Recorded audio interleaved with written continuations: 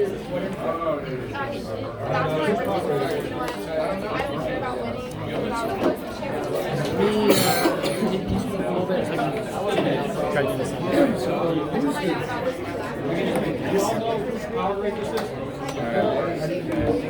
don't know, but that looks weird.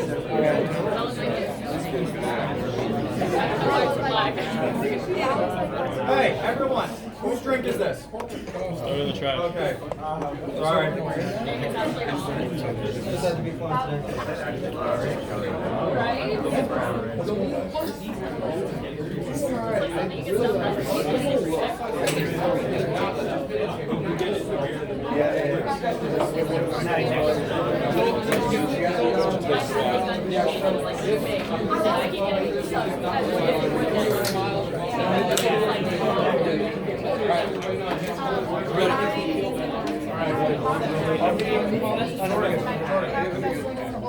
Did you test that? What? The audio's on?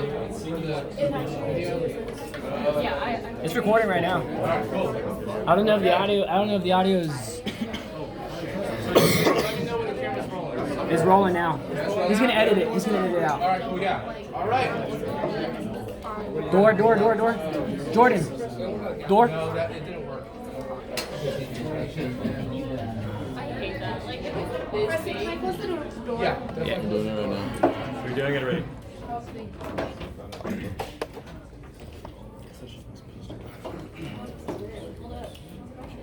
I just got really quiet and now I'm just like, oh, okay. All right, everyone. Welcome to the Wisdom Factory Literary Society debate. My name is Preston Nieves. I'm the president of the Wisdom Factory Literary Society. The Wisdom Factory Literary Society's motto is uniting knowledge with action for the benefit of mankind.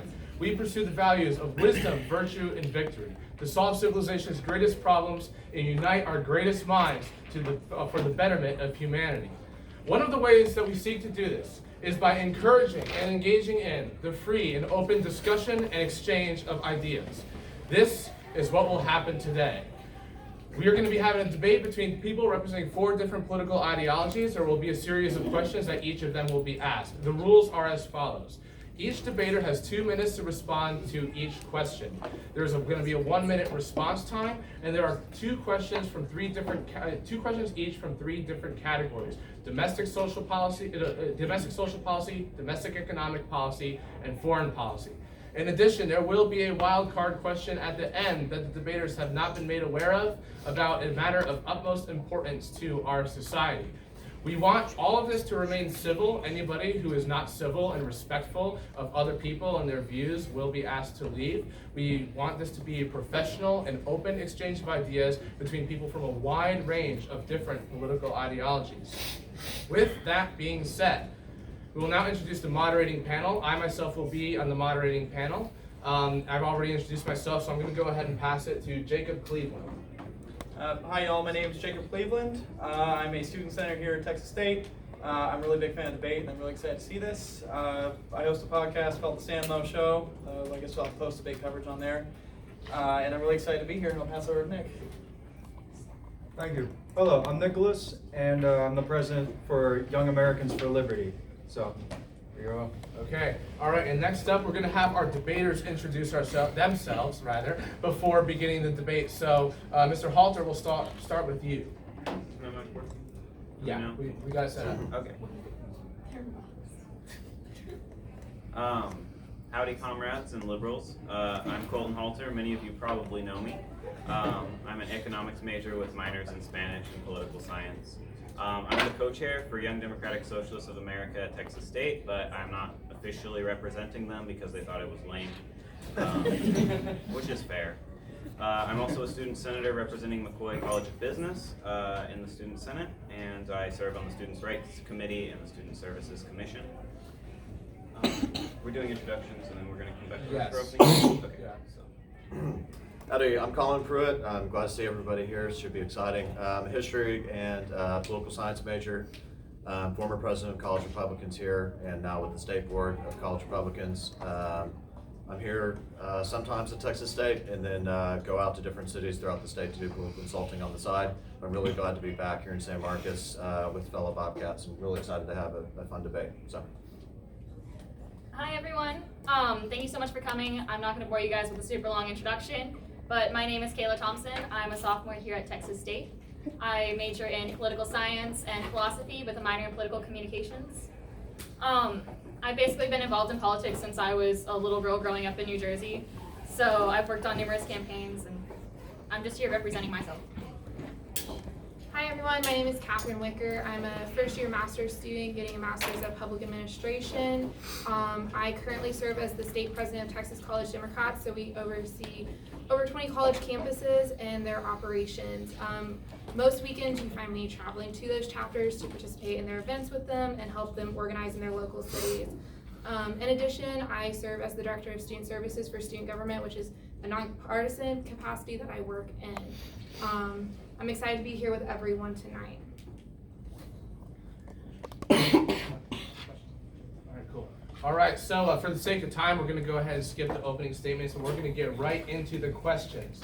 All right, so Jacob Cleveland is going to be asking domestic social questions, which is our first category. Reminder, every speaker has 2 minutes to answer the question and then 1 minute to respond. So the first question is, many policies, both proposed and enacted, such as immigration detention camps, gun control, mass surveillance, and the Muslim ban are championed by their supporters as necessary for safety and national security.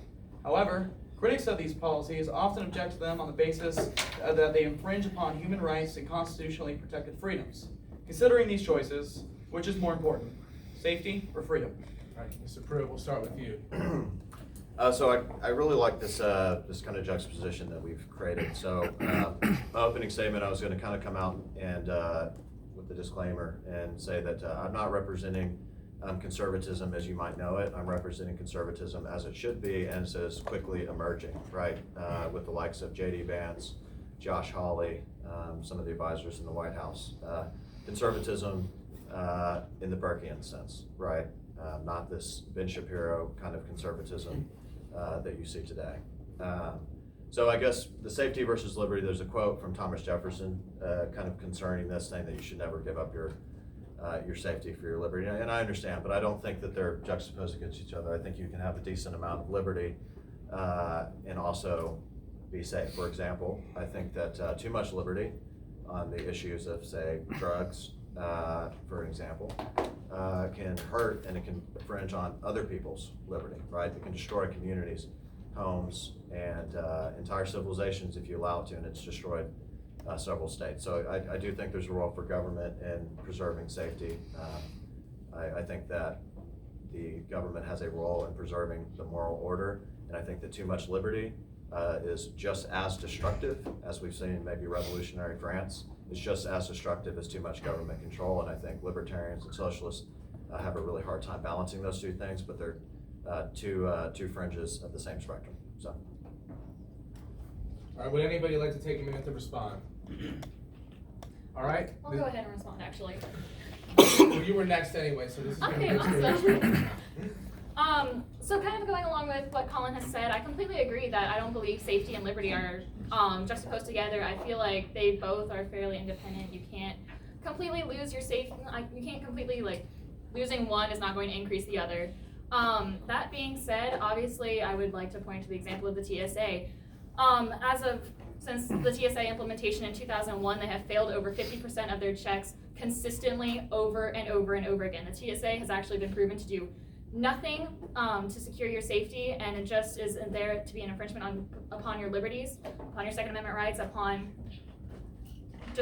it's honestly just a basic hassle to go into the airport. As recently as 2017, the TSA failed more than 80% of their checks of seeing drugs or smuggled weapons onto the aircrafts. So I don't believe that we should be giving up our freedoms for this false sense of safety. All right, would anybody like to respond? I'll respond just quickly. I mean, I'm not going to defend the TSA. I mean, anybody who knows me knows that I rant for about 45 minutes every time I get on a plane about them. So yeah, I mean, the TSA is one example. Obviously, that's not a very good government institution. It's not doing a very good job, and it's a little bit of overkill. And that's an example, a good example of where the balance is off. But I think there's a common quote that's used a lot. I just wish that I could defend my drug farm with my AR-15, and I just question whether those people, what kind of society these people want, and they claim to be conservative, and it's just, at what point does having, being a good neighbor and being good in your community, trump being a hyper individual who defends their meth with their fully automatic weapons? And so I think it's just a fair question to ask what the balance is. So. All right, Ms. Wicker. All right, thank you. So I actually think this is a false choice. We constantly have to look at both and how we balance both. I'm going to start with talking about the Second Amendment. And what I'm going to say about this is, yes, it is a fundamental right by our Constitution. That is what it says. But we also have to look at what goes on in our country. We have an epidemic of gun violence. And when people are getting shot in their neighborhoods, they are not free to live safely. And so those are when we have to look at this and find a balance, because we need to be looking how to build laws to protect public spaces, but also look at how we can still make sure that people's freedoms are met. Another example that I want to share about this is actually the First Amendment too. It's a fundamental building block for our democracy, yet people have their free rights to speech and association, but there's also a legal system that is in place against fighting words and hate speech. And those are all unprotected classes of speech, and it's important that we understand those differences as we're discussing this question and as we're looking at it. Okay, and Mr. Halter? Okay, so I don't want to spend too much time because I think everyone's pretty much agrees. Like, obviously these are not an either or. There's not really a trade-off. The idea that is very common in like neoliberal politics, that you have to give up some of your freedom to get more safety, it doesn't make any sense. I mean, is a black teenager more safe when there are more cops on the street, or is an undocumented immigrant more safe when there are more ICE officers on the street? Are any of us more safe with the expansion of the surveillance state? No, we're actually probably less safe, because now we have these government agencies actively trying to harm us, as well as the illegal harm that we are at risk from. So I think they go hand in hand. The more free you are to live in your community without being shot and murdered on the street by police officers, you're also probably more safe. But here's a quote that I have from a Georgian Marxist whose name I can't pronounce, but it is difficult for me to imagine personal liberty is enjoyed by an unemployed, hungry person. True freedom can only be where there is no exploitation and oppression of one person by another, where there is not unemployment, and where a person is not living in fear of losing his job, his home, and his bread. Only in such a society, personal and any other freedom can exist for real and not on paper. So basically what it's saying is, you can't have freedom when people are dying in the street. You can't exercise your First Amendment right if you don't have a home, or if you don't know where your next meal is coming from. So until we guarantee these basic human rights to people, the right to have housing, the right to have health care, the right to have food and water, the right to exist and to live comfortably, these bourgeois natural libertarian or natural laws or laws of nature, or any of these bourgeois concepts, they don't matter. They don't matter to someone. Okay, I'm sorry, time is up. And also, before moving on, I'd like to respond to that. Yeah. actually, I was going to mention that would anybody respond to either Ms. Wicker or Halter, because I messed up with the timing of that. I'll respond to Catherine. There's a lot to unpack there, and we don't have time to do it all. But I think on the question of just a disclaimer on the First Amendment, I think it's very important that we protect free speech. That's become an issue here at this university, across the country. I think that the line of hate speech continues to move, right? And so more and more acceptable thoughts and ideas start to become hate speech. Tax cuts become hate speech, for example. So I don't think that's a legitimate public policy to pursue. And as far as the Second Amendment, I understand there's a lot of talk about the Second Amendment, but just to put this in perspective, I don't think that that's an appropriate use of government action to confiscate weapons or ban weapons, because if we're talking about, say, specifically AR-15s, right? The amount of crimes committed with AR-15s is so low that the FBI doesn't even keep statistics on it. It's less than like 200 a year, right? What you're really getting violence out of, and what they won't tell you, is the vast majority of murders are, or gun deaths, this 30,000 number, Okay, about 2/3 of those are suicides, right? So All you're right, looking that's at about time for response. Would Okay. anybody else like to respond either to Mr. Halter or Ms. Wicker? It's a lot to unpack, and it's gonna be the next topic, so. Yeah, there's a lot to unpack, and All right, probably we need a go little for bit it. more time to. Segues into the next topic. All right, yeah, so Yeah. that actually. His answer kind of goes with Yeah. that. Yeah, next question. Okay, so life expectancy has been declining for the past 3 years due to an increase in suicides and overdoses in the United States. In a report from the CDC, the suicide rate for people between ages 10 and 14 has increased by 56% from 2007 to 2017. Why do you think this is, and what can be done to address this? All right, Ms. Thompson, we'll start with you. Okay, so with the suicide rates concerning 10 to 14-year-olds, I believe that it's kind of a lack of acknowledgement over bullying crises, which we could get into all day, but it would be a long legislative process. What I really want to get into is the other part of it where you said overdoses. And the reason I think that overdoses are such an issue with life expectancy is because we are we have this war on drugs, and if we don't decriminalize the drug usage, decriminalize, not legalize, I'd like to point out that there's two differences between those. Those struggling with addiction cannot feel free to go out, and they can't go and get help because they're worried about being penalized for addiction. So. Yeah. All right, would Sorry. anyone like to respond?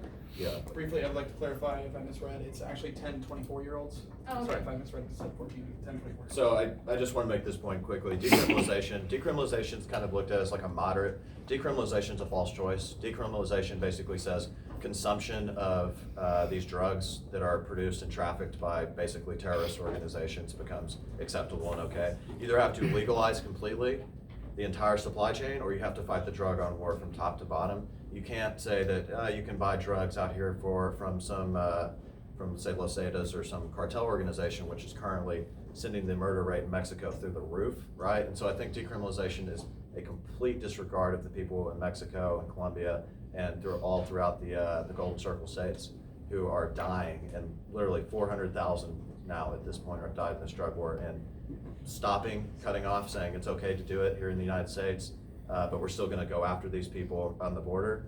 We got to pick one: legalization or fighting the drug war. Decriminalization makes the whole thing worse. All right, would anyone else like to respond, Ms. Thompson? I hate to say this, but I actually generally agree with Mr. Pruitt here.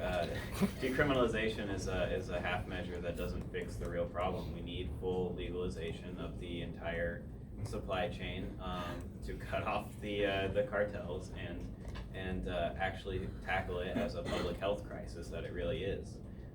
We shouldn't be sending people to jail for these things, obviously, but we also shouldn't be allowing drug cartels to profit off of it. So we need safe, legal, and regulated drug production and consumption if we're really going to stop this overdose crisis. Disclaimer: I'm not for legalization whatsoever. We agree that it's got to be one or the other. I'm very much in favor of continuing the drug war, actually acting it up. Okay, we're gonna move on to Ms. Wicker Can now. I actually just clarify a quick point that I made? Just like a quick sec. Super quick. I've never said I was against legalization. I believe decriminalization is a process to legalization, but I believe that decriminalization has to come first. Okay, Ms. Wicker. All right, so there's a couple of parts to this question that this could be an all-night question, to be completely honest, just unpack. Suicides are not an isolated incident. We treat them as these isolated incidences, but they're not that. We have a mental health crisis in this country. It's talked about nationally on the news regularly, but it starts first with like our medical health care coverage. When people cannot afford to go get the mental health care that they need, they are not able to then effectively get the help before it escalates to suicide. So that's one part of this that we need to talk about. And then the next part of it is that going into this drug conversation, drug overdoses are a huge problem in this country. Right now what keeps happening is we're putting more and more policies in place, making it harder to get opioids or class 1 narcotics, but that's not the issue here. It's because large pharma companies are here to make money, and they're here to make money for their shareholders. And this is not a healthcare solution for this. If people get sick from this, they just keep going and they're saying, oh, drugs are the issue, we need to be more and more careful. That's not it. We need to decriminalize and then make it where drugs are legal. Because to be completely honest, the war on drugs, America made, and that's a much longer conversation, but because we criminalized all these drugs, that's where the war on drugs started. And once we make drugs legal, we're gonna see a lot smaller of issues with the war on drugs. But that's a whole nother topic and longer conversation, so. Okay, would anybody like to respond? Oh, all right, moving on to Mr. Halter. So, I mean, we've discussed the drug legalization issue, I think, enough, but what we need to talk about is the root cause for these deaths, for what they really are. They're deaths of despair. And the reason people are in such a mental state that they are overdosing on opiates or they're taking their own life is because of alienation under capitalism. Doctors overprescribing opiates to people is because of the perverse economic incentives that they were given to prescribe these things. And the reason people are going after them is because we live in just an awful, stratified, and lonely society where we're all these individual pods working away for wages where we see nothing that we create. And this leads to this what Marx calls alienation of the workforce away from what they create.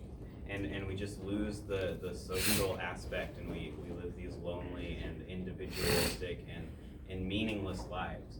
So, I mean, the real fundamental social goal of socialism is to create community and to tie the worker back into what they create so that they get the full value of their labor and they actually feel some sort of fulfillment from their life, and they're not working in a cubicle to make money for shareholders and get paid, starvation wages. So I think if once we move to a socialized economy where the workers own the means of production, these problems will start to fade away because people will no longer feel this intense despair. And the people who still feel that, because of course that'll still happen. I mean, socialism isn't the solution to every problem. They will have free access to the care that they need without the social or criminal sort of disincentives that we have now. I mean, people don't want to get help for drug addiction because they might go to jail, and rehabilitation is very expensive, and it's many people can't afford it. All right, Mr. Halter, that is time. Would anybody like to respond to Mr. Halter? Nope. All right, next, Mr. Pruitt. I hate to say it, but I actually agree with a lot of what he just said. I don't agree with the solutions, but I think this is the problem with the neoliberal libertarian economic model put forward by Hayek and Friedman. It's concerned completely. It's not concerned with outcomes at all, right? It's this idea that capitalism isn't the goal in itself. And listen, a true conservative, a Burkean conservative, rejects that notion. Capitalism, markets, they are a tool. They are something to get an outcome. And if the outcomes are not good, if the outcomes are manufacturing bases leaving this entire region that we're talking about that's fueling the opioid crisis, these are deaths of despair. This is what happens when you abandon a manufacturing policy, right? We don't have a manufacturing policy. Germany, Japan, China does. And all of our manufacturing is going overseas because of bad trade deals, bad free trade deals, I might add, right? Where all the manufacturing is getting sucked, people can get paid wages that basically slavery, right? So that you can get cheap shoes, right? Or you can get a cheap drink. And I understand people say, the libertarian argument is, you'll hear Ben Shapiro say, well, you get this iPhone for so cheap, right? I have this thing on ironically. I know that a lot of human suffering came into putting this in, but I have to have it. And so the libertarian argument would be, well, consumers can just stop buying these products. Well, we know that's just not true. We just know that doesn't work. You can't mobilize 365 million people to throw away what they need for work or not wear shoes, right? Because everything is built in China. It's going to take government action to bring manufacturing back to these desperate states. Take on pharmaceutical companies that are delivering profits to the shareholders, embracing the idea that Milton Friedman said that you only have a social responsibility to your shareholders. That is wrong. You have a responsibility to your community. You have a responsibility to your country. And if the true conservatives know that, this idea, this free market Darwinian capitalism is being pushed. I'm a capitalist. I believe in markets, but what I don't believe in is letting 5 or 6 corporations have 90% of the market, stamp out small businesses, crush communities, and do it, and then justify it by saying, all right, Mr. it's Pruitt, markets. that is time. Before moving on to the next question, would anybody like to respond to that? I would. I mean, I think to an extent we agree here, but that is what capitalism does inherently. It leads to the you go for the lowest cost and the highest profit, and it seeks to concentrate wealth at the top. No matter how much regulation or government intervention, that is the fundamental process that capitalism does. That's not up for debate. That's just what capitalism is. We cannot truly fix this problem. We can keep putting band-aids on it. We can keep having new deals every 60 years after it collapses. But we can't keep doing that with this system that is destroying the entire planet. We have to do something else. We can't just allow this system to concentrate wealth and slaughter people on a massive scale until suddenly it collapses and there's a band-aid stuck on it until it does it all again 60 years later. That's not working, and it's going to lead to the death of our civilization if we don't do something else. All right. So, Oh, okay, sorry. Well, I'm not going to go against with the slippery slope argument, the logical fallacy that Mr. Halter is putting on. However, I would like to kind of address what Mr. Pruitt is saying and say that obviously we agree that it would take a special type of utopia to say, oh, well, everyone could just stop buying these products. I'm not going to lie, I'm addicted to my iPhone as well. However, I believe that it's government regulation that's stamping out small businesses. It's not free market laissez-faire systems. It's government regulation that's put on by corporate lobbyists to put regulations on this to make it harder for small businesses to start, which starts the cell service oligarchy, honestly. yeah, I'd like to on that. So I think that Teddy Roosevelt broke up monopolies in this country, and I think this is an important thing to do. Problem is that it is this state capitalism, crony capitalism system that's being exercised right now, where huge corporations are favored over small businesses. So think about your conception of the elite, right? It's some guy who's probably a local lawyer, a local business owner who's on the country club, right? That used to be the elite in America. That doesn't exist anymore.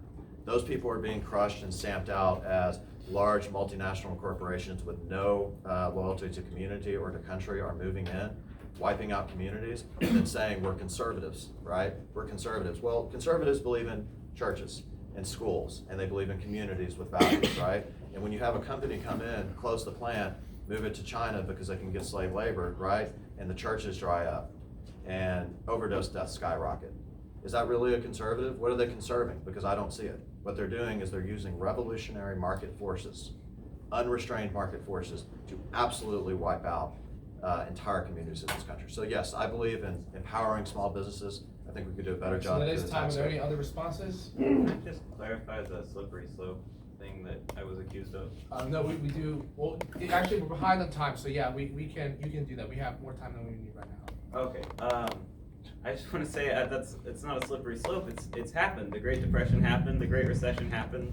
The concentration of wealth greater than we've ever seen in the history of society is currently happening under capitalism. The world has gone from being mostly fine, like climate-wise, to on the brink of total collapse. And just the 180 odd years capitalism has been around, that's not a slippery slope. It's just what's happening.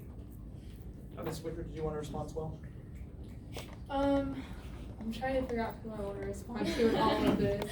I do want to say one thing. Democrats also believe in schools and churches. I know you said that about conservatives. I go to church every Sunday. Sometimes I go twice. And I am one of the biggest Democrats you will see right now and on this campus. And I am okay saying that. The other part of this is I have to agree that we need to start making communities first. We need to stop sending our products and our goods over to China, and we need to stop buying it. I mean, I have my computer, I have my iPhone, but it's bigger than that.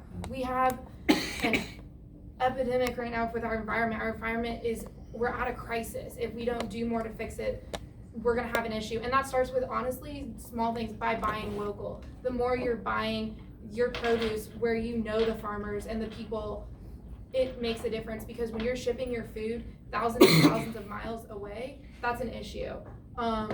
When you're buying your clothes that aren't made here or partaking in fast fashion, that also makes a difference, because All right, Ms. those. Wicker, that is time. We're going to be moving on to the next question. And Ms. Nicholas Flores over here is going to be asking the next set of questions. We're going to be shifting it over to economic policy, once again, domestic. So, Nicholas.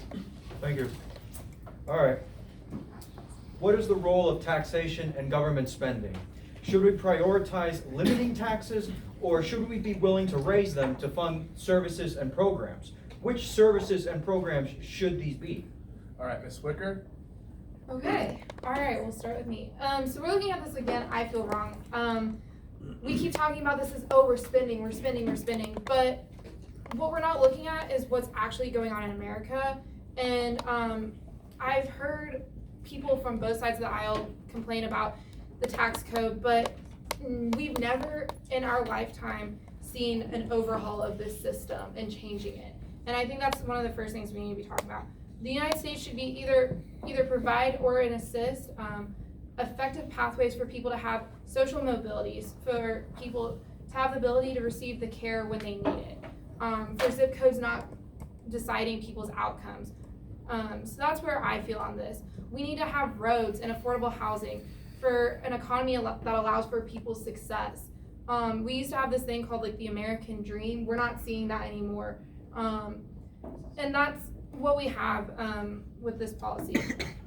We need to also be looking at a varied source of income and it can't all come from these income taxes.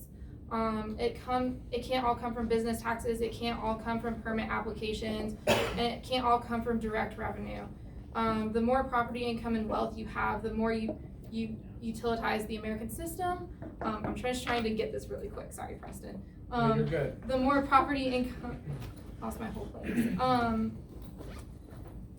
Anyway, so in addition, America's 165 million of people are at the working age that have a tax burden. It's corporations and businesses that do as well. Take a drive on I-35 and tell me how many trucks you see on the road.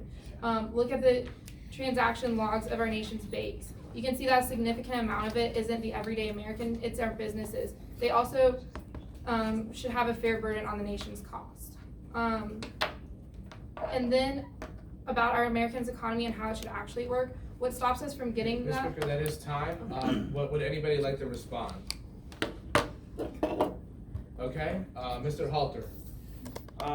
So this is, of course, a narrow and neoliberal capitalist framework to ask this question, but no offense to our lovely hosts, but I don't feel like a Marxist was involved in the making of these questions. But granting that we're working within a capitalist framework and we're worrying about taxes, say a socialist party has won, but not through a revolution, through an election, and they have to take things slowly. Taxation and government spending should be used by a socialist government to redistribute wealth from the top back to the workers from which it was extracted. So, of course, taxes should be on the rich. I don't believe, which a lot of left liberals and stuff will advocate for raising taxes across the board. I don't think I don't think the working class should have to pay taxes at all, because, I mean, they are producing wealth that this country is using, and they are entitled to all of it. But the capitalist class, the one that exploits and extracts wealth from the workers, should have to pay their fair share, and it should be used to redistribute it back to the working class. And the way to do that is, it could be through direct financing, UBI, for example. But generally speaking, it would be through expanding infrastructure, providing housing, providing the necessary things for people to survive, so water and food, and the infrastructure people need. And that would be the case until the capitalist class has either been taxed out of existence or there's some other social upheaval that allows the workers to take back the wealth that they create. But the workers are entitled to everything they make, and I don't think it should be taxed to pay for the services they need. I think the capitalists who extract it from the workers should foot the entire bill, until which point they no longer exist. All right, would anybody like to respond? I just want to say that, yeah, I'll respond.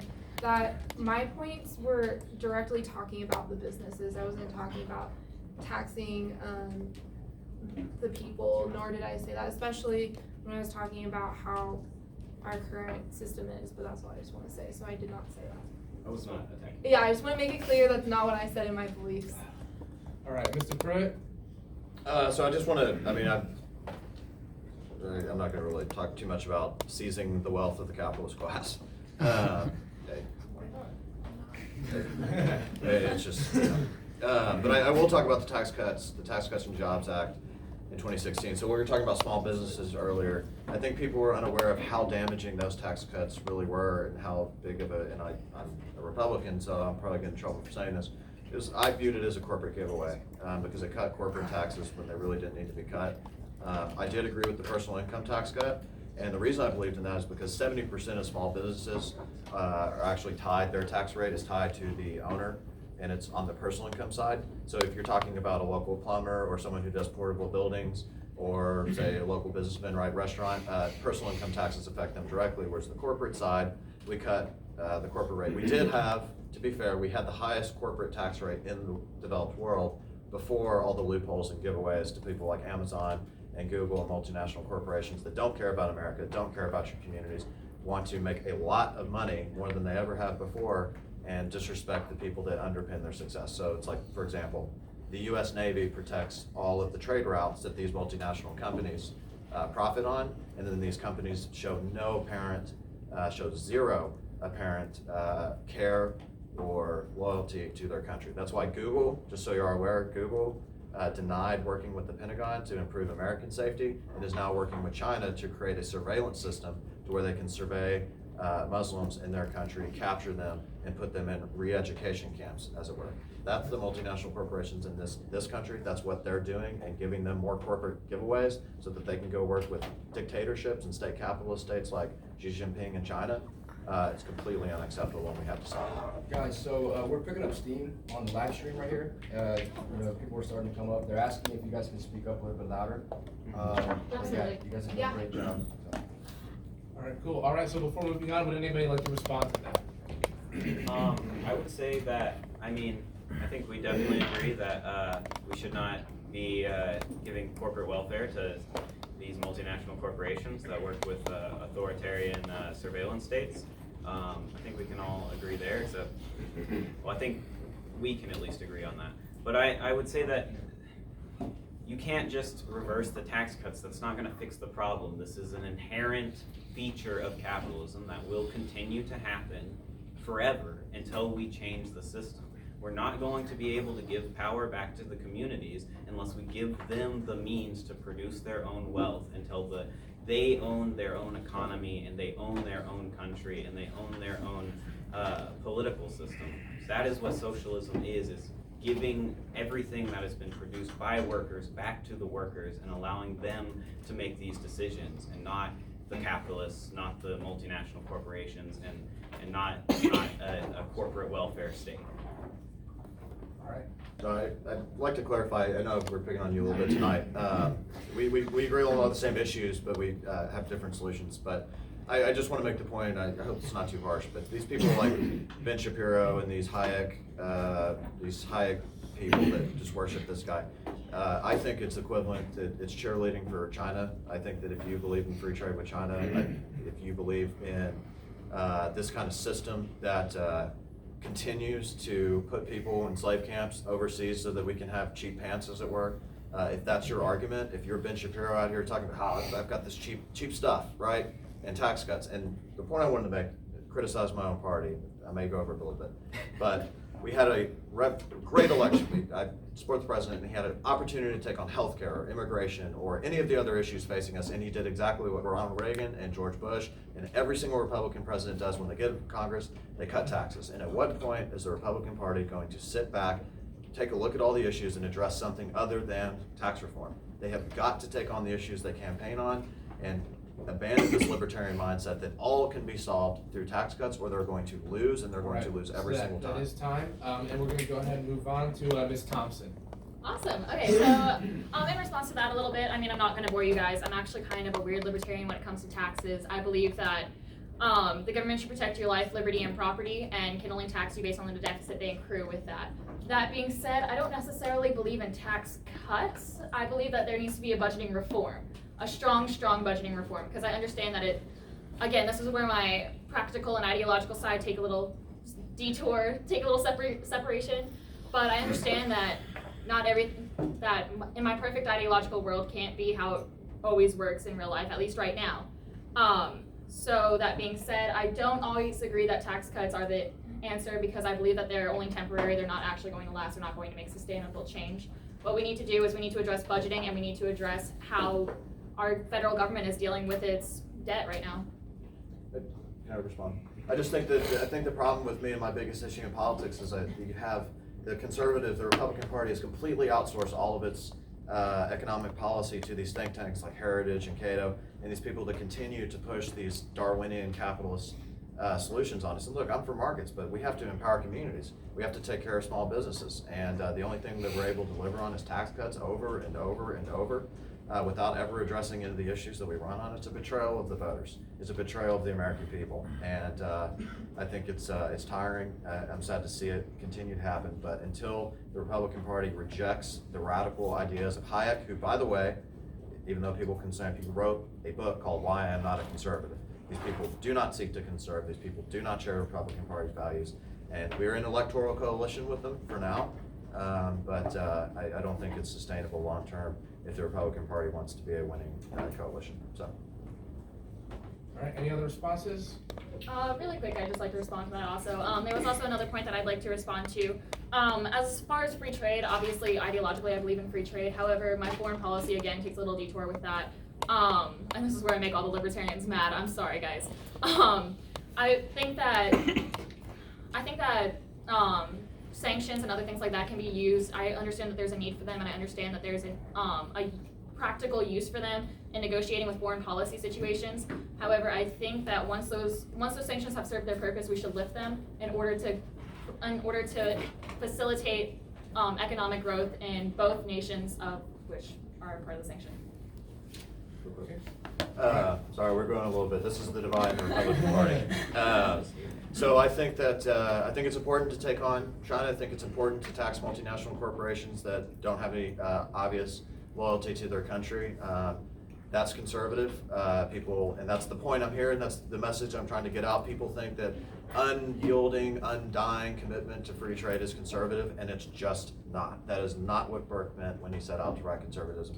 That is a neoliberal commitment made by people who are cloaking themselves in conservative ideas and social policies to get elected so that they can reward their friends at Davos and their friends at all of these multinational conferences that they go to, and the Financial Times of London people, all of these moneyed class billionaires from across the country or across the world who don't care about nations, they don't care about borders, they don't care about your community.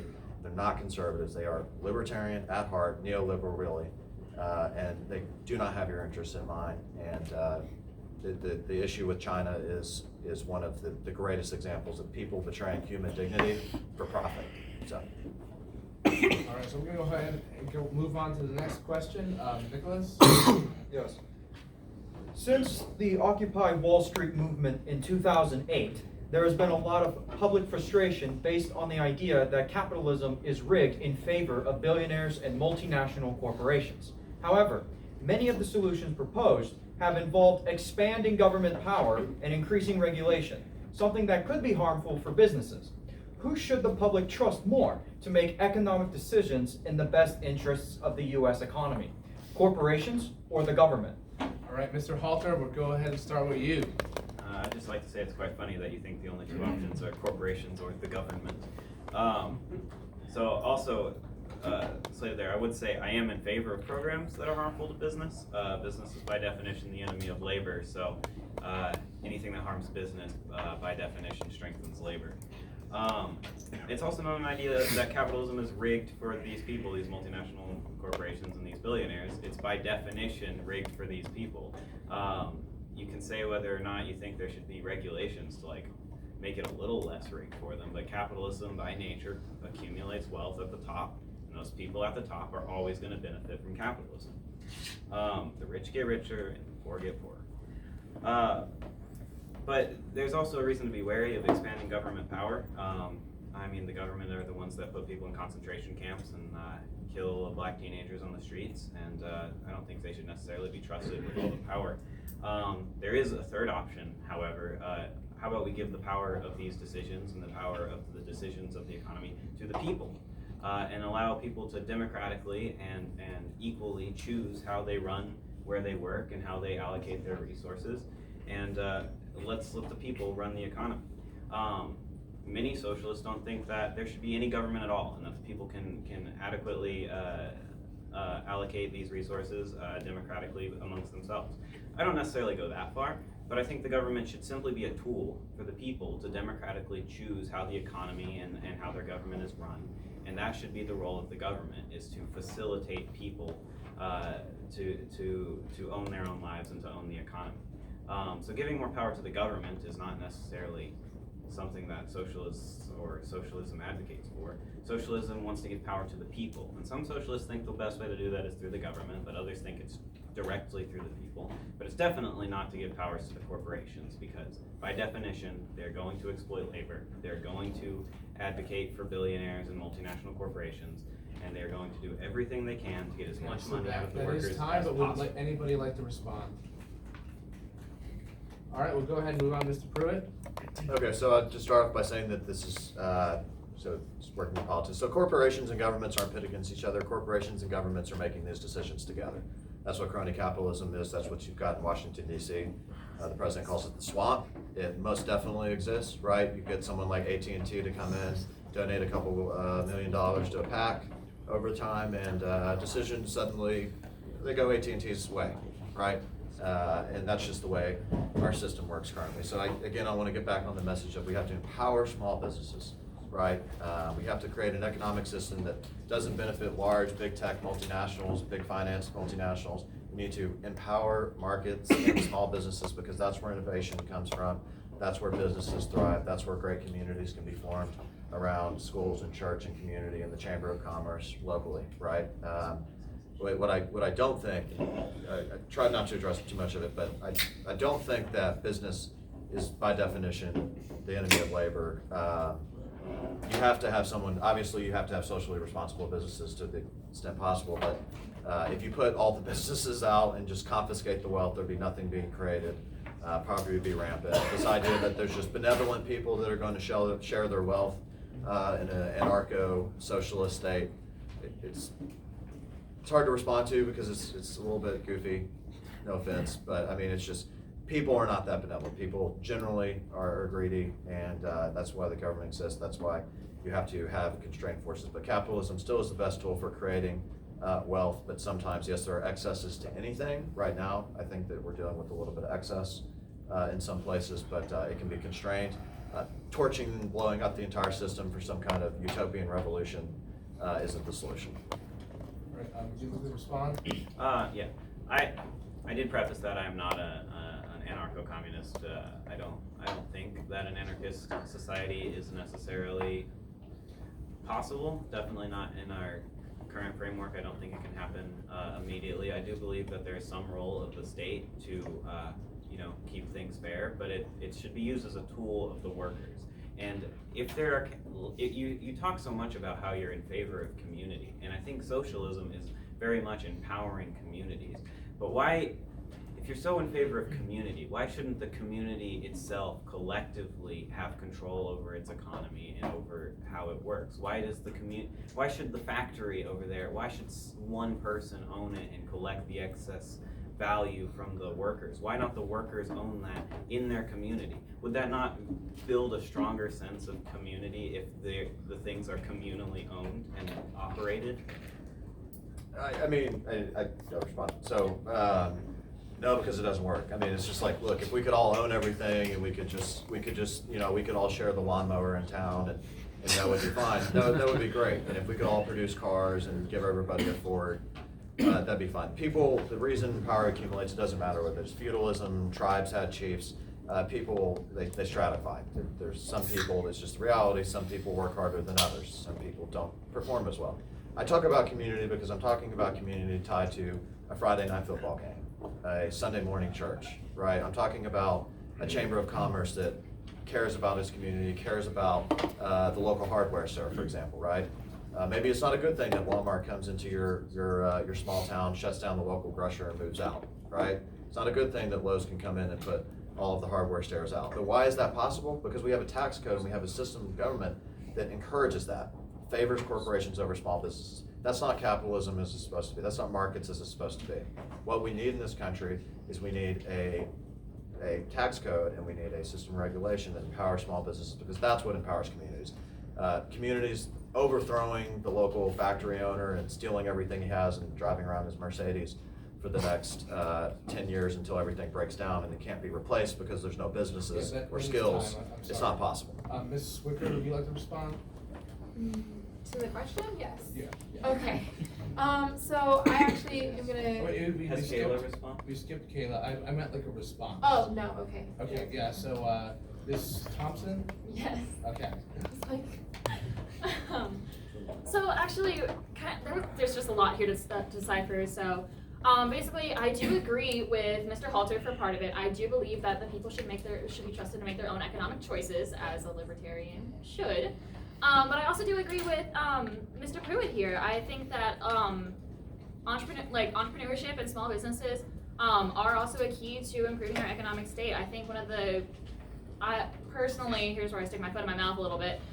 Personally, I think that the stock market is a great compromise of this, because it's communities giving power to corporate businesses by determining their wealth and value.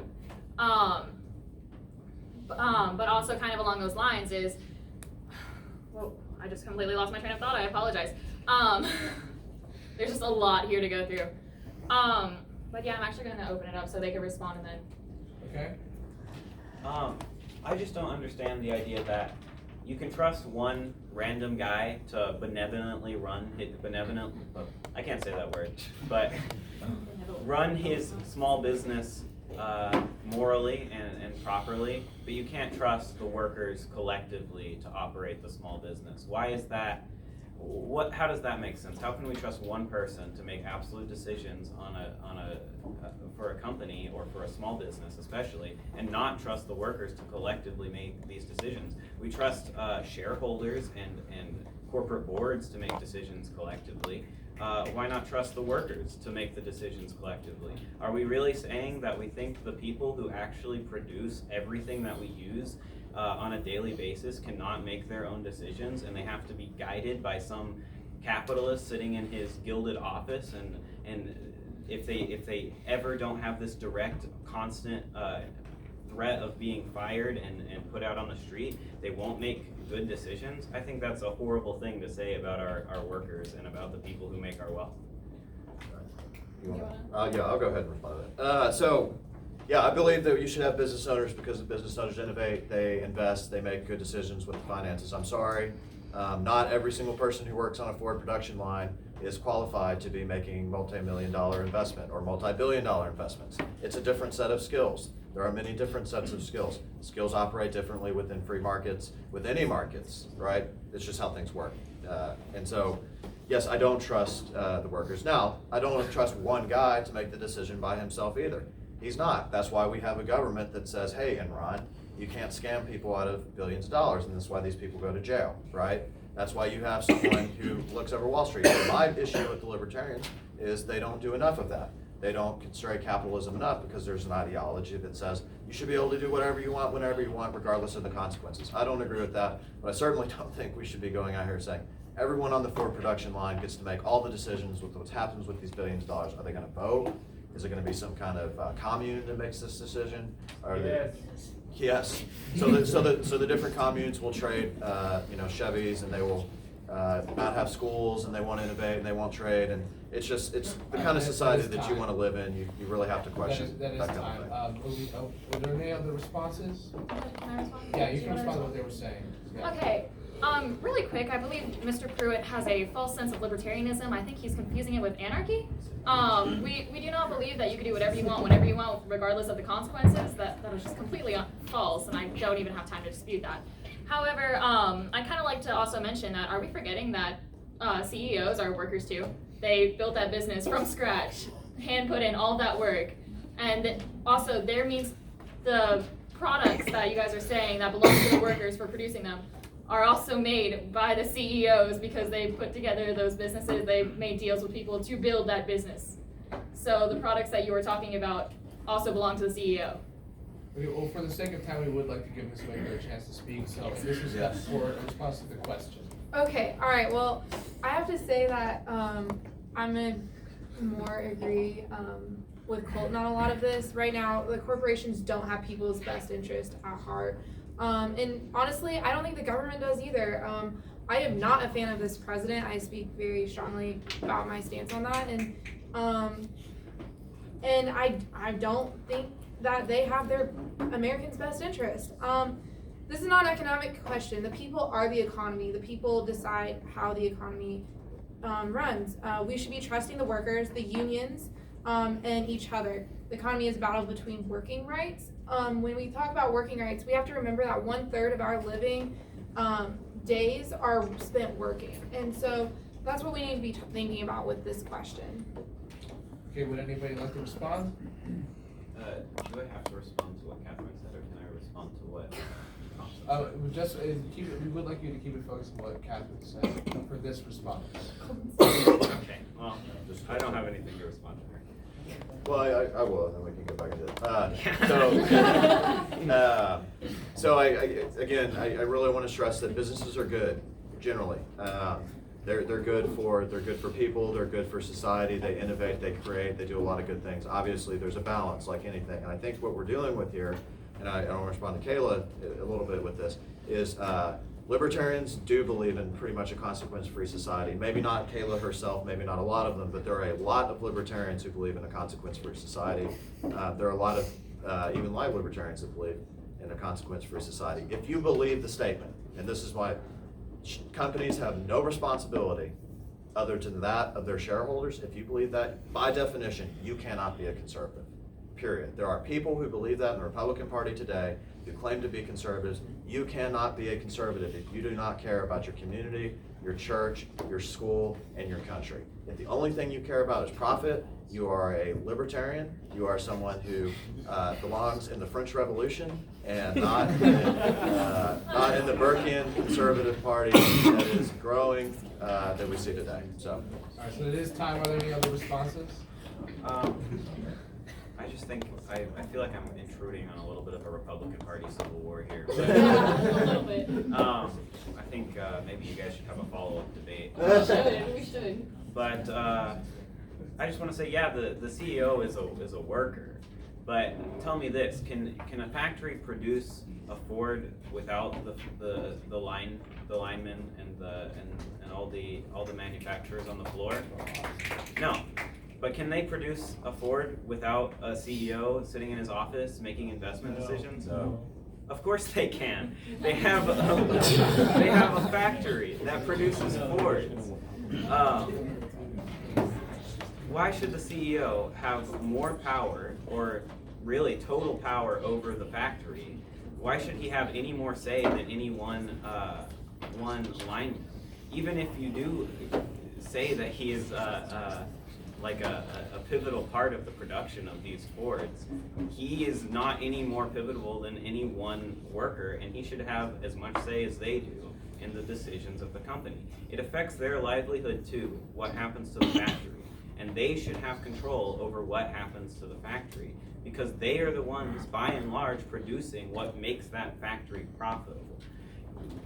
I also think, Kayla, not to pick on you for being liberal arts, but the CEO and the founder / owner of the company are not the same thing. The CEO may or may not have founded the company, but plenty of CEOs are hired many years later. Mr. Halton, that is time. So the reason that CEOs and board members and these people exist, and listen, that's not fine and well. The reason I don't believe in what he says is because I like F-150s and not Model Ts, all right? And that is the difference. That's why you need board people driving innovation. Yes, they can seize the means of production, and we can drive free Model Ts until the end of time.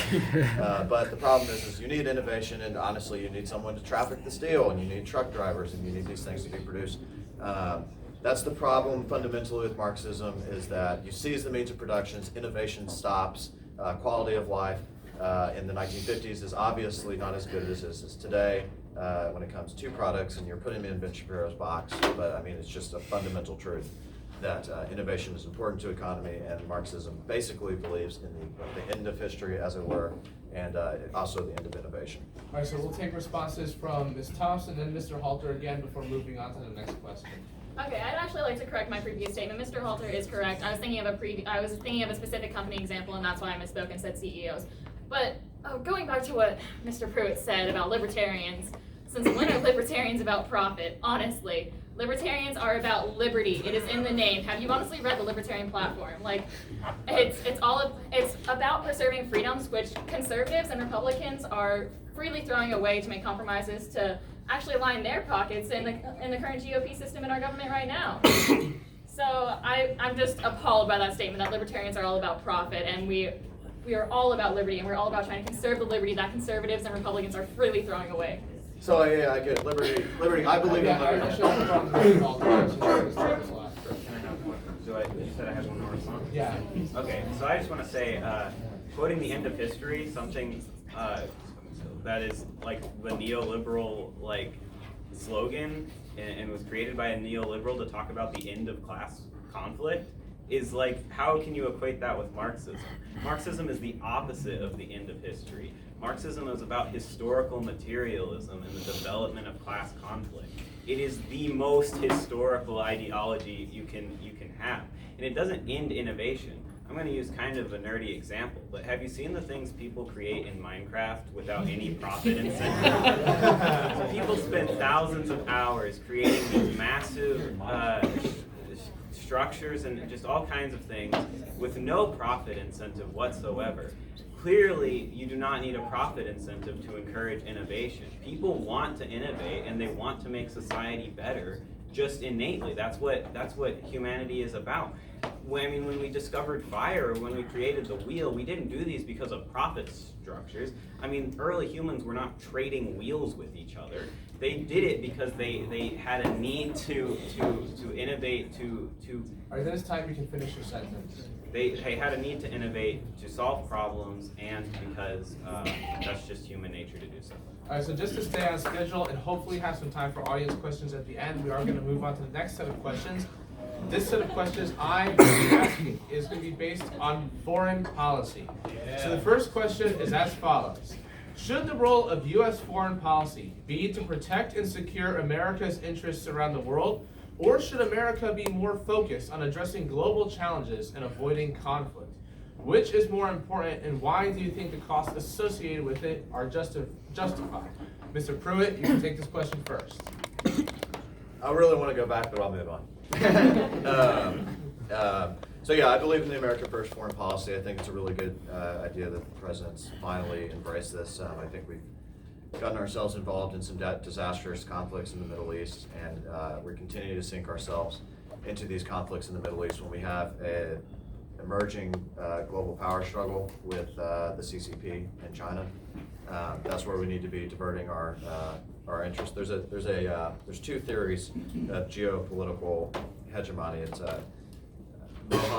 Mohan's ideas about controlling all the vital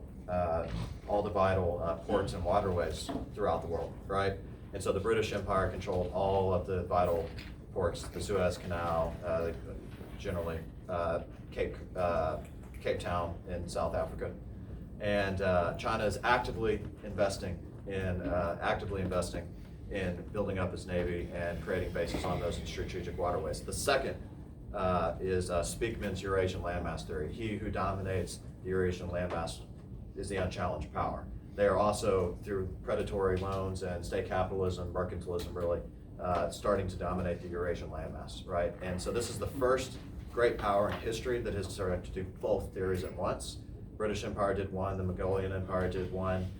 This is the first great empire in history that's trying to do both. And so while we're wasting our time in some of these trivial wars in Yemen, which is a human rights disaster, we're completely ignoring the growth of the most dangerous threat to us since the Soviet Union, and perhaps could become an even greater threat than the Soviet Union. So. All right, would anybody like to respond? All right, we'll go ahead and move on to Ms. Thompson. Okay, so again, I really don't like commenting about foreign policy because I do not have all of the national security information. Are you guys good? Sorry, it's ADHD, really distracting. I don't have all the national security clearance. I can't say I would or wouldn't make the same decisions that other people have made if I were in their positions. However, I would like to say that I believe overall, in the sense of things, that we should protect American citizens, not American interests. But American interest is different. We should do things that effectively relate to American citizens, and so obviously preventing World War III is in the interest of American citizens because it would directly relate to American lives. Other things like civil wars that we have no business being in. However, we're in a proxy war with Russia. I'm not for, honestly, I'm not for spending American taxpayer dollars on things that do not directly affect American citizens. Okay, would anybody like to respond? We agree for once. Yeah. All right, well, we'll go ahead and One move thing. on to Ms. Wicker. Okay, so I wanted to say I think it's important that we keep all options on the table with these conversations. The UN is in the United States for a specific reason. We are a huge player in foreign policy, and that is the reason it is housed where it is.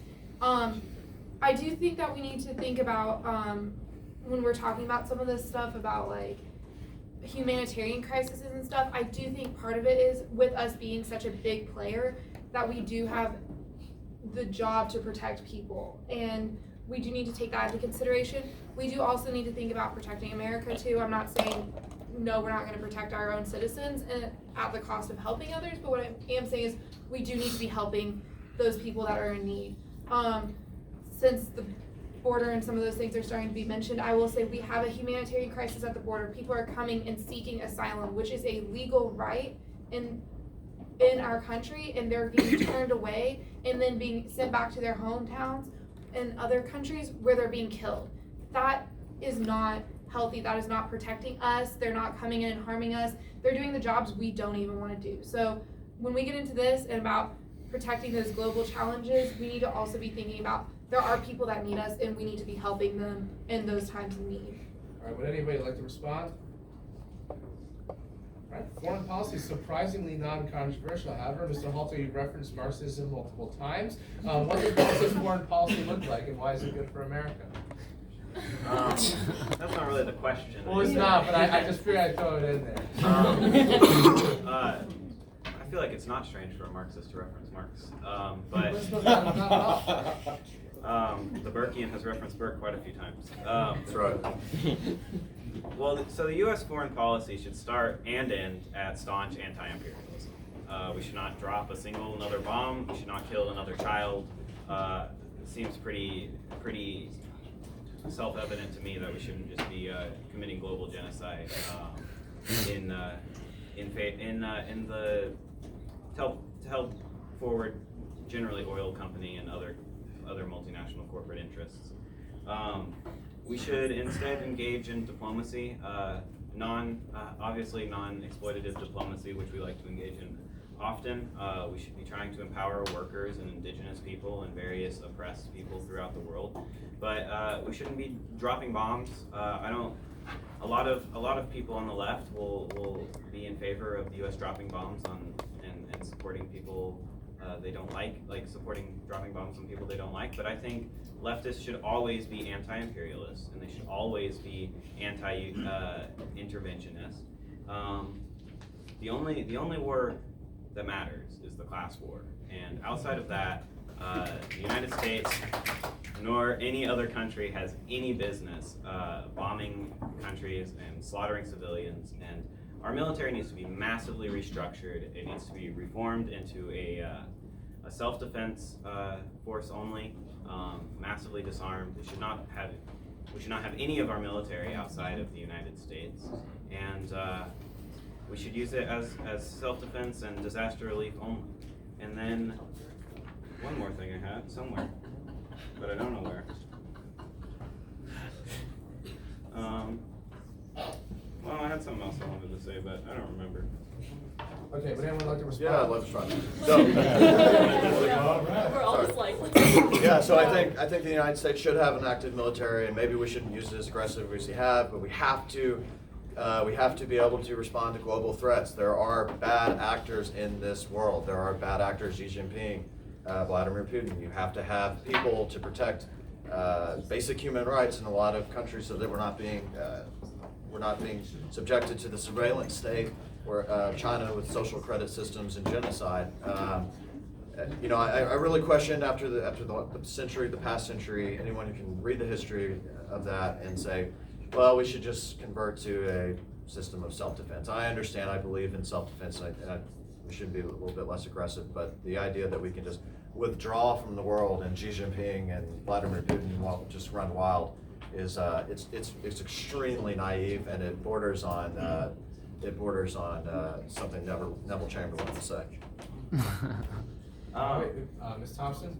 Yeah, I just have a question for Mr. Halter. Are you saying that the potential of World War III does not matter because the only war that matters is the class war? World War III will be the class war. Several disagreeing statements to that. First of all, I would say the slaughter of potential hundreds of billions of lives is a little bit more pressing and at least warrants a look into other nations and military intervention. Ms. Thompson, are you saying the class war will kill more, like 10 times as many people as there are on the face of planet Earth?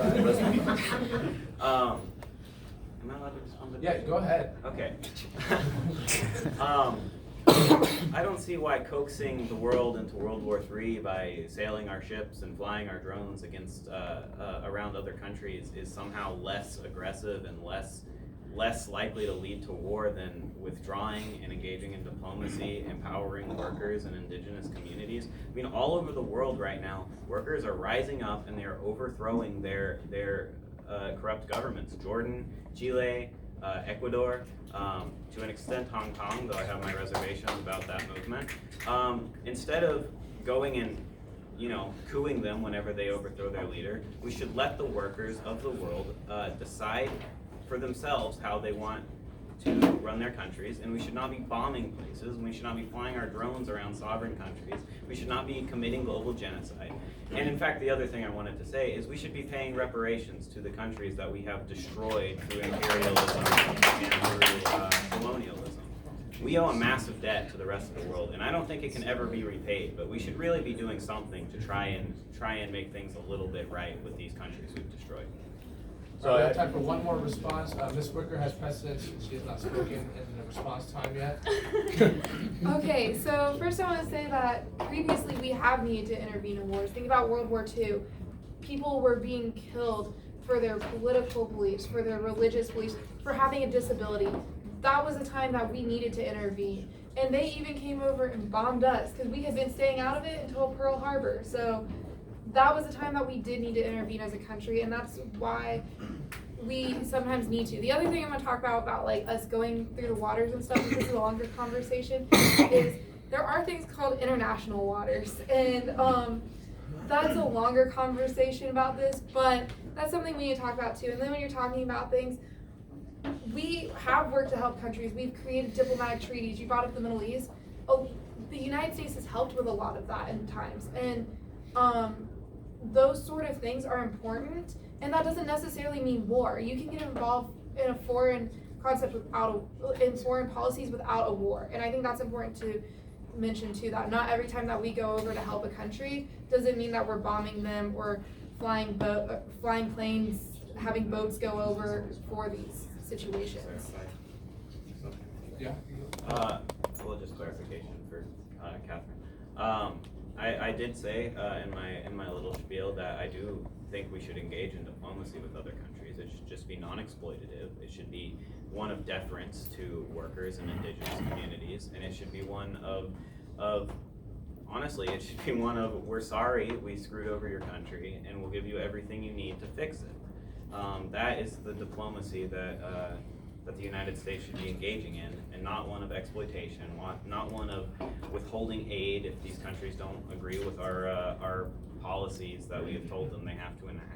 And lots of these diplomatic missions just further this exploitation and just make things worse, honestly. I mean, look at all our treaties, look at how much good all our treaties with Israel and Palestine have gone. All right, Mr. Halter, I am going to go ahead and have to Can stop you. I make a quick question for him, just to clarify? Yeah. So are you in favor of the class war? Yeah, of course. Okay, so we're in favor of a class war that's going to kill more people than World War II. So That's what's been said. So, I'm really liking the comments for this question because it actually sets us up very well for the next question. Mr. Pruitt, you talked about withdrawing, and that's something that other people have mentioned throughout the debate. So, the next question is, was Trump's withdrawal of troops from Syria appropriate? Why or why not? And if not, how would you have responded to Turkish military action? Ms. Thompson, you're up first. Okay, so like as I've stated before, I really do not like commenting on military operations, especially ongoing ones, because I do not have all the national security clearance needed, and I feel that I cannot affirmatively say I would have made the similar decision or a different decision had I been in that position. But what I will say is that I believe that over the history of military intervention of the U.S., we have made mistakes, and I believe that the correction of those mistakes is important. Any responses? Okay. Ms. Wicker? Okay, so the president knew what was going to happen. Other presidents told him, we will start a war. And then he was like, that's okay, we're going to pull the troops out. And then it has caused a war. Syria was rebuilding their country with us there.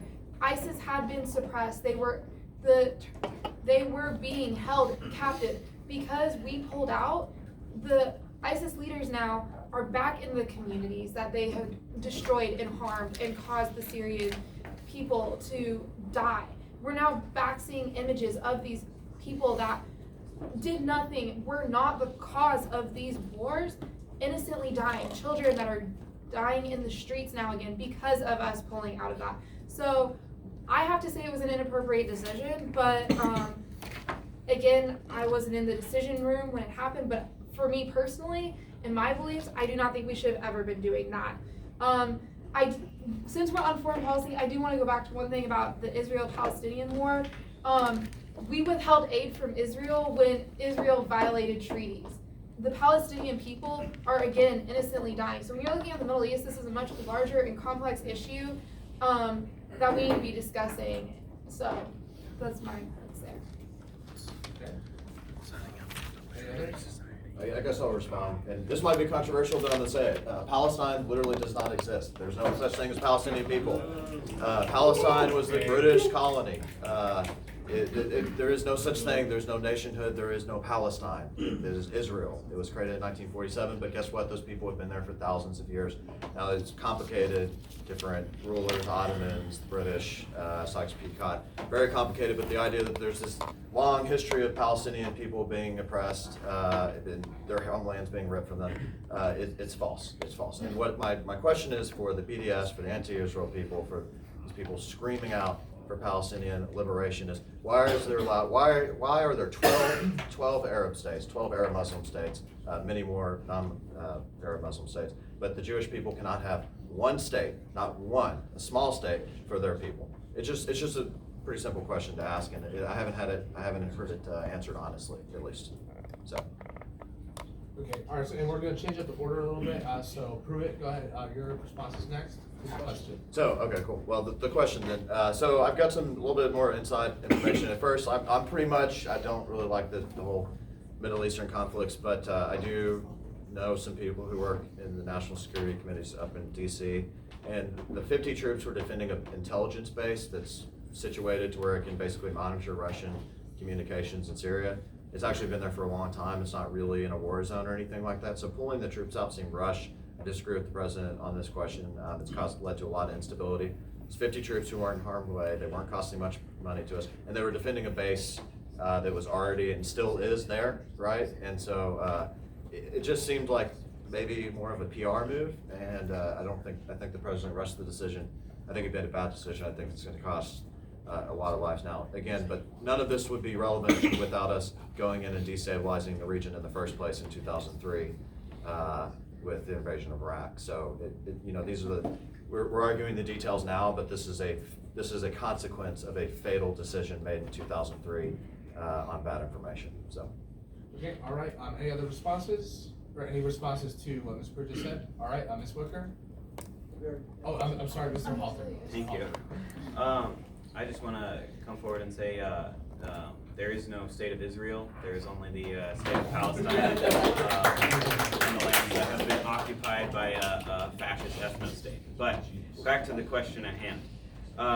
First of all, American troops should never have been there in the first place.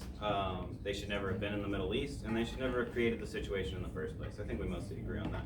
But in addition, we must be very clear. The troops were not withdrawn from Syria or the Middle East. They were not sent home. They were withdrawn from Kurdistan in particular in order to facilitate a genocide of a historically oppressed ethnic group who have only recently achieved self-determination, and they almost single-handedly defeated ISIS. This group has long been oppressed by the Turkish fascist state, and there is nothing the Turkish state wants more than to slaughter the Kurds and crush their revolution. However, I'm going to make some of my lefty friends a little mad. It is never the place of the United States or any nation to use imperialism, even in defense of revolution. So the U.S. should not have blatantly granted Turkey a green light to go and slaughter the Kurds and commit a genocide. And I definitely support the Kurds and hope their revolution succeeds. However, I also don't think the U.S. should be bombing Turkey or establishing no-fly zones or sending troops to the Middle East at all. But Donald Trump's move was clearly just to facilitate a genocide. It was not an anti-imperialist move. It was not him withdrawing the troops because he wants to send them home. He withdrew them from that region to allow Turkey to go in and slaughter them. And I think most of the troops that were there just got moved to Iraq, and we still have troops in other parts of Syria. But I am an anti-imperialist and anti-interventionist, even when it's difficult.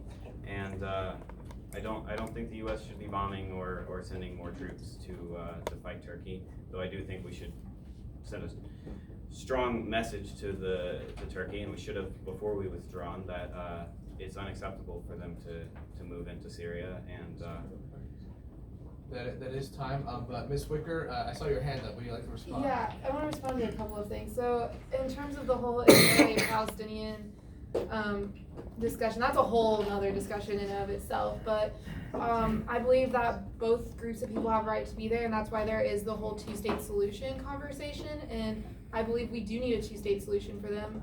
The Palestinians have just as much a right to be able to live, and that is what I believe there. In regards to the war in Syria or the issues in Syria that are going on, we backed the Kurds. The United States was not, and that's what was going on. And so that's why I'm confused why we pulled out, is because we were helping them and supporting of them. They've been our allies, so I don't really understand why that happened, but I just want to make sure that was known. Yeah, Mr. Pruitt. Sure, so I just want to kind of comment generally on the socialist ideology that's been presented tonight. We've talked about creating a class war that's going to be deadlier than World War II. We've talked about the people who went through genocide in the actual Second World War not having a right to have a place to live because that would be some kind of fascist ethno-state. And apparently Turkey's a fascist state, so we use the term pretty loosely, apparently. And so I just think it's a dark vision. I think what's been presented is a dark vision of the world, what it is, what it can be, and who's living in it. And I think it's wrong. And I think I'm not surprised to see the left engaging in what can be described as anti-Semitism, but it's something that's common. It's something that's growing. You see these people, Ilhan Omar, Rashida Tlaib, these people, it's continuing to be pushed. It's a really scary thing to see in our democracy, turning our backs on a people that have been oppressed for so long in so many places. Yeah, which countries actually oppressed those people? Was it the Muslim Germany. Yeah, European Christian countries. It wasn't those Muslim countries. It was European Christian countries. Right. So I'll respond to the others. We'll respond. So yes, Germany, a fascist state, actually killed obviously 6 million people. So that's who German. You can call it Christian. Obviously, the Nazi regime was not Christian. It was actively stamping out Catholicism. That's a minor historical point. But Turkey, Palestinians, Arabs, these people were cooperating in that facilitation. And when they invaded Israel several times, Yom Kippur, 1967, they were going with the intent of wiping out a place for the Jewish people to live. So that's who, come on. I mean, Jordan, Egypt, Lebanon, all of these places. Now it's calmed down a lot, thankfully, but giving these Arab countries a green light to go commit another genocide is outrageous, and it's rooted in these anti-capitalist the Jews own all the money. That's where this kind of lefty, crazy, anti-Semitic stuff comes from. So. Okay, so we actually only have the room for about 10 more minutes, so we're gonna go ahead and move on to the last part, and this is gonna be kind of a lightning round, no responses, just we hear what the debaters have to say. So the final question, this is a surprise question. If you were elected to high legislative or executive office, and you had the votes to support your agenda, what action would you take first and why? In other words, what item on your agenda deserves primary focus? Ms. Wicker, we'll start with you. Wow, okay, there's two things that I would say are of importance and are of equal importance right now in this country. We have a healthcare crisis. Millions of Americans are dying because they can't have access to the medical treatment they need. People are rationing insulin when they know how much they need to be taking so they can live. And so that would be the first thing I would say is we need to come up with a socialized approach to medicine where private insurers don't have a say that is higher and valued more than what the physicians say. Because when we do that undermines what a doctor who has gotten multiple years of an education and experience and also sees the patient on the regular basis where insurance never even sees you. I bet the number on the back of your card for that insurance advocate doesn't even live in the same state as you. That is not an advocate for someone that would actually help. The second thing that I think we need to do that is of equal importance, and I'm saying that because it goes into the health crisis, is we need to be finding a solution for guns. And I'm sorry, I'm not saying that I'm taking away everyone's guns, but we need to stop it. When people are being killed in the streets, walking, when people in their own homes are being shot up because someone else went in it, because most likely they were intoxicated, that is not okay. When children can't safely get an education in their schools because of mass shootings, we need to be solving it and looking at it. Many of the people that are getting shot up in this country don't even have a right to vote, so it is our responsibility as voting citizens to be looking at how we can protect them best. Those are my 2 comments. All right, Mr. Halter? I mean, that's a tough one. I mean, there's a lot of things that need to be passed, but I would say if I could snap my fingers, the one thing I would pass is a massive Green New Deal to transform our economy and save us from an imminent climate catastrophe. There are many things that are just as important, if not more, but we can get to those things when we have time. We don't have time to protect the climate. This is imminent. We have maybe a decade left to transform our economy to stop this, and I think we should do that first so that we actually have time to solve the other problems that we're facing. All right, Mr. Pruitt? It's an issue that we didn't get to talk about. There's so many issues to take on, but I think one of the things that we've been working on for 30 years and we haven't been able to get done is smart immigration reform that stops cartels constantly trafficking. Now, 52% of business from the cartels is human trafficking women. It's extremely dangerous. More people died in Juarez, Mexico in 2007 than died in Baghdad during the surge. We have a war going on in our southern border in Mexico. You can see what's going on. The Mexican government's having to capitulate to narco-terrorism, and the United States needs to do its part by taking up Tom Cotton's DREAM Act, reforming, shutting off the border, reforming legal immigration, empowering our workers. That's the first step before we can talk about taxes, before we talk about anything else. We have to stop the endless tide of immigration. I respect her points earlier on her views on asylum, but sovereignty is key when we're talking about these things. We have to have a sense of nation idealism, and so I think immigration reform is the most pressing issue for the American people right now, and I think that the election of Donald Trump proved that. So. All right, and last but definitely not least, Ms. Thompson. Well, I have to say this question is exactly why the reason I do not plan on holding a high elected office. I would have to say that my main concern would be budgeting in the United States, because I believe that the government is being so fiscally irresponsible and setting us up for economic collapse once again. I believe that any tax cuts or any other legislation is only temporary, and we need actual budgeting reform and stronger budgeting standards for the U.S. government. Also, I would have to say my second main point would be reducing regulations on guns, because it is our. I'm sorry, Catherine. But it's our Second Amendment right, and we have to protect the freedom that the Constitution provides us. All right. So with that, that concludes the Wisdom Factory debate. However, we do have about 5 minutes left, so. Can I say something? Yeah. Oh, real quick, guys. So this was a presentation by the Wisdom Factory Literary Society, and I'm the founder and the president, and he put this thing together for you guys. And I'm sure that everyone had the same experience that I did. Like, this was fun, right? And we actually had a political conversation that was very civil. And I appreciate everyone restraining their passions just enough to let this thing go, right? Because I know how hard that can be. Me too. All of them said things, and I was like, there you go, right? So, but that's what hard when you're the moderator. I know what you mean. Oh yeah, you guys did a great job. But that's what the Wisdom Factory does. We bring different ideas together because the truth lies in between all of this. And not only are we, not only do we deal with politics, well, perspectives. You have to look at okay. You have to look. I respect your perspective.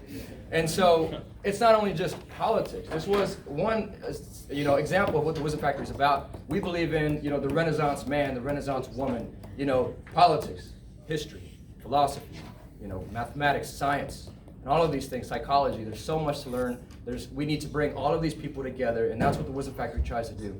So if you're interested in that, and looking to see what we can do for the next thing, for the next subject, please contact Preston or Rob or me.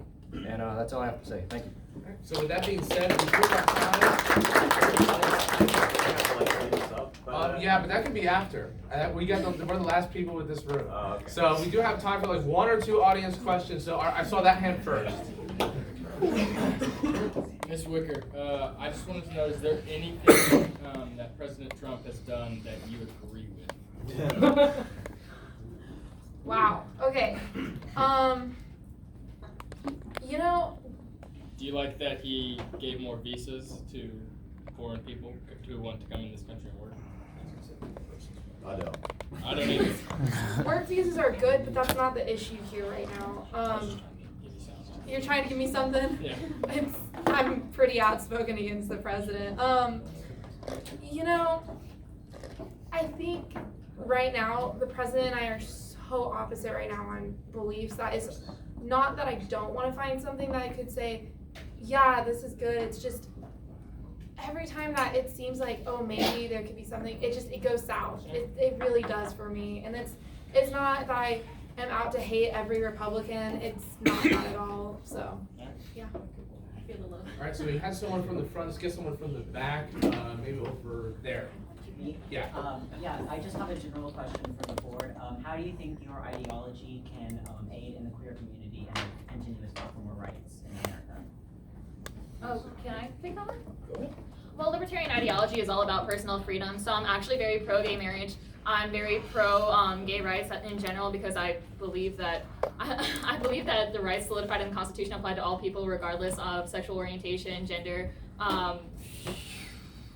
other words that I'm trying to put in here and I cannot currently think of, and I apologize for that. But yeah, I believe that libertarian ideology does solidify a lot of freedoms for all people. So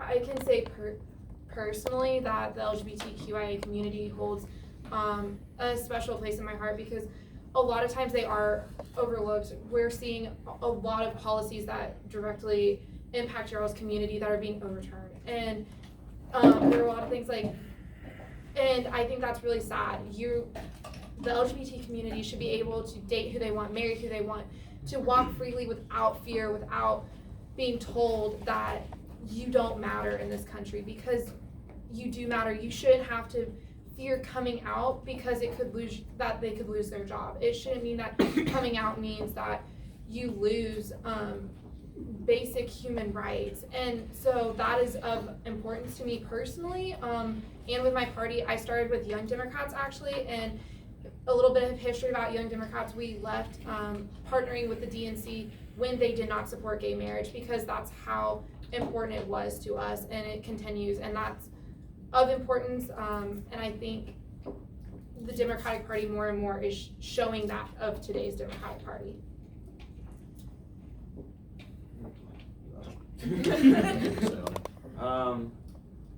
Well, I mean, socialism is the empowerment of all people, and especially the most oppressed of our society. Trans rights are human rights, gay rights are human rights, gender non-conforming rights are human rights. Everyone in the LGBTQIA community is a comrade as far as I'm concerned. But we need to. I'm so sorry. It would have been funnier if it was the Soviet national anthem. I got it. Continue. But we also need to reject this rainbow capitalism, neoliberal, just getting on it because now it's popular and using it to make a buck. We need queer liberation. We need to empower queer communities, and we need to reject rainbow capitalism and the sort of liberal fetishization of the LGBTQIA community so that we can have real power and real liberation.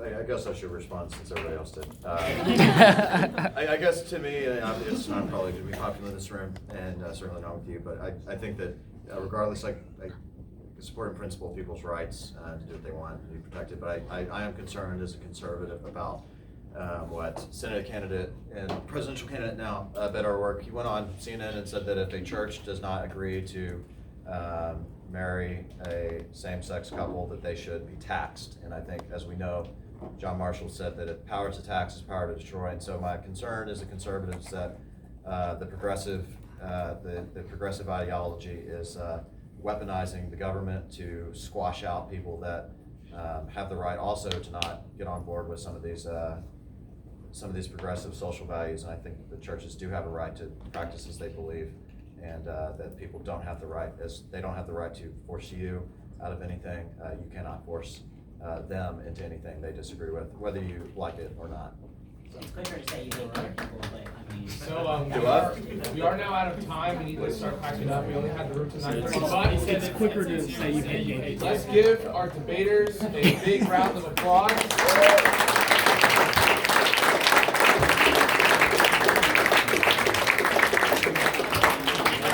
Thank you to everyone for coming out tonight. You had a great time. In the Wisdom Factory, we do stuff like this all the time. Definitely hit us up on social media. Talk more about this. Again, thank you all for showing up. We're very happy that you guys had enough time to show up today. Oh, yeah, no, I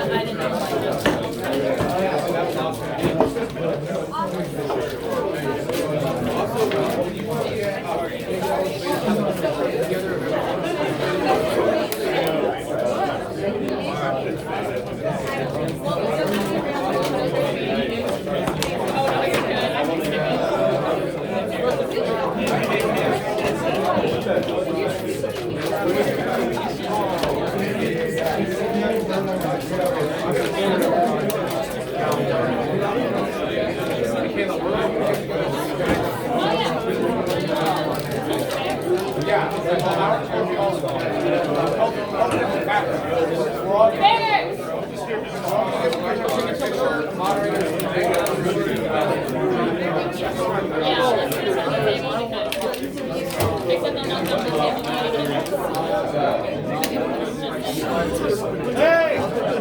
After party at Sean Patrick's right now. Oh, we're gonna get lit. It's gonna be fun.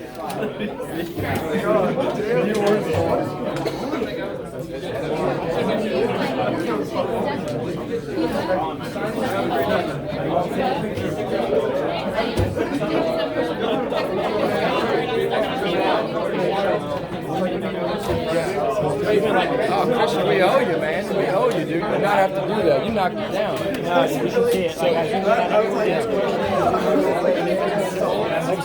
And then you didn't have any problems outside the night mode? No, I wonder why. That was hilarious.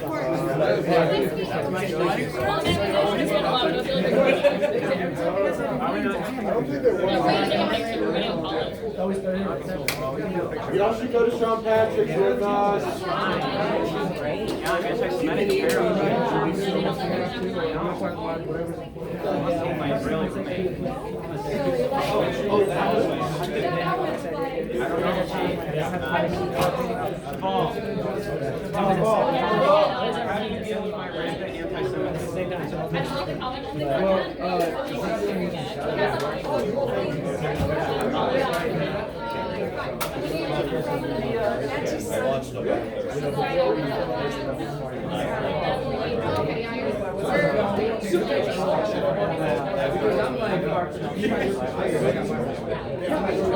I'm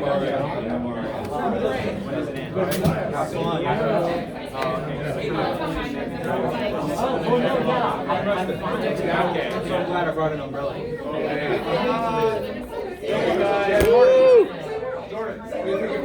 All right, good, yeah. Great idea, good idea.